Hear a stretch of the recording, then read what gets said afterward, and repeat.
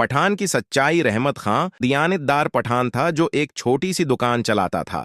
वो हमेशा नाप तौल में इंसाफ करता और कभी धुआक्का नहीं देता था। गांव में सब उसकी ईमानदारी के मोतरफ थे। एक दिन एक मुसाफिर उसकी दुकान पर आया और जल्दी में अपना थैला भूल गया। थैले में सोने के सके थे। रहमत खां ने थैला देखा तो फौरन अंदाजा हो गया कि ये किसी की कीमती चीज है। वो कई दिन तक इंतजार करता रहा कि शायद मालिक आ जाए। कुछ लोगों ने मशूरा दिया कि वो सके रख ले, मगर रहमत खां ने कहा, मेरा ज़मीर मुझे इजाजत नहीं देता कि किसी और की चीज अपने पास रखूं।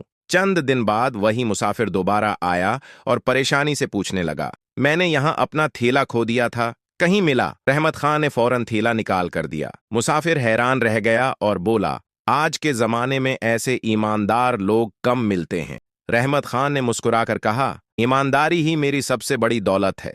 ये कहकर उसने मुसाफिर को रुखसत किया और अपनी दुकान पर काम में मसरूफ हो गया।